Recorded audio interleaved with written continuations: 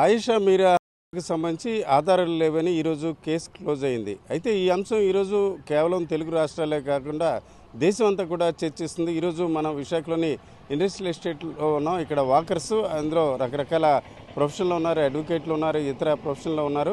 వారు ఏమనుకుంటున్నారో మనం తెలుసుకుందాం. సుకుమార్ గారు, మీరు చాలా కాలంగా అడ్వకేట్గా పనిచేస్తున్నారు, ఇది చూసుంటారు టీవీలో. అట్లాగా ఏమనిపిస్తుంది ఈ కేసు, ఈ రకంగా సాక్ష్యాలు లేవని క్లోజ్ చేయడం, అట్లాగే ఇప్పుడు జరుగుతున్న పరిణామాలు ఏమనుకుంటున్నారు? యాక్చువల్గా ఆయిషా కేసు చాలా విషాదకరమైన విషయం.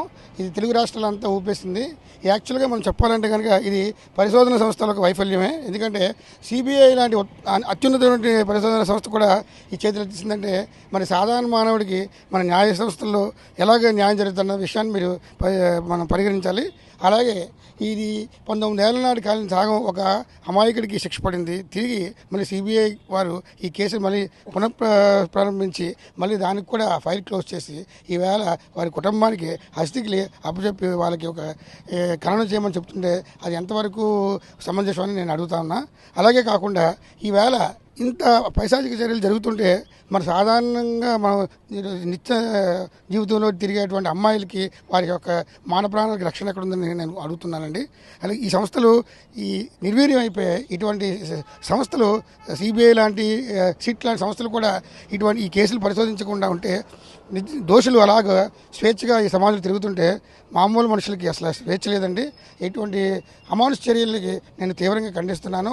ఈ యొక్క వైఫల్యం కేవలం దర్యాప్తు సంస్థలదే అని నేను ఖచ్చితంగా చెప్తున్నానండి. ఓకే, 19 ఏళ్ల క్రితం జరిగింది అవన్నీ మీకు గుర్తున్నాయా? టీవీలో అట్లా నడవడం, అట్లాగా ఒక రకంగా ఒక ఇంట్లో, అంటే మన ఇంట్లో కాదు ఎవరింట్లోనే ఒక అమ్మాయికి ఇట్లా జరిగి సాక్ష్యం లేదని కేసు క్లోజ్ చేయడం ఎంతవరకు కరెక్ట్ అండి? అదే అంటున్నాను కదండి. ఇప్పుడు దర్యాప్తు సంస్థలు ఏవైతే ఉన్నాయో వారు చిత్తశుద్ధితో చేయకపోవడం వల్ల ఇది జరిగిందండి. ఎందుకంటే 19 ఏళ్ళ నిజంగా సిబిఐ అంటే సెంట్రల్ బ్యూరో ఆఫ్ ఇన్వెస్టిగేషన్ వారి సంస్థ దర్యాప్తు చేపట్టిందంటే వారు ఎటువంటి కేసులను ఛేదించగలరు. మరి ఈ విషయంలో ఏ రాజకీయ ఒత్తిడిలో ఏ ఒత్తిడిలో ఉన్నాయో నాకు తెలియదు. కానీ మరి ఈ విషయాన్ని మాత్రం దాన్ని తుంగలో తొక్కేశారని మాత్రం నేను చెప్పగలనండి. ఈ విషయంలో ఎట్టి పరిస్థితుల్లో కూడా ఖచ్చితమైన న్యాయం మటుకు ఆయిషాకి జరగలేదు, వారి కుటుంబానికి కూడా జరగలేదు. ఈ యొక్క అభియోగాలు మిగతా అమాయకుల మీద తోసేసి వారు ఈ కేసును తప్పుదో పట్టించారని అనుకుంటున్నానండి. ఓకే సార్, మామూలుగా అది టీవీలో అట్లా చూసాక మీ ఆల్మోస్ట్ మీ ఏజ్లో ఇది ఒక సంచలన విషయం. ఈ విషయం ఇప్పుడు ఈ తీర్పు ఎట్లా అనిపిస్తుంది?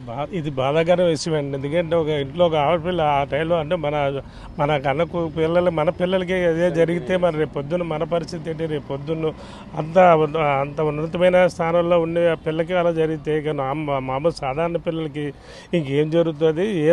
ఏం న్యాయం జరుగుతుంది?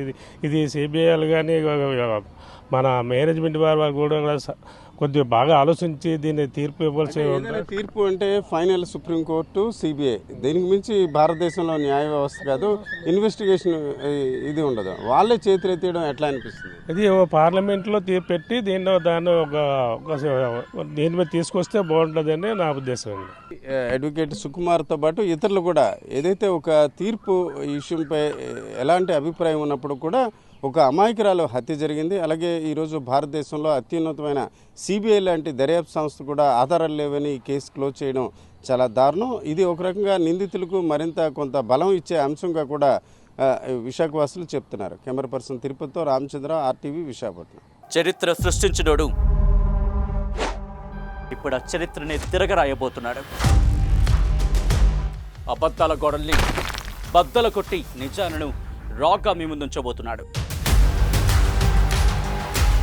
నిజమైన వార్తల కోసం వెంటనే డౌన్లోడ్ చేసుకోండి రా యాప్ని.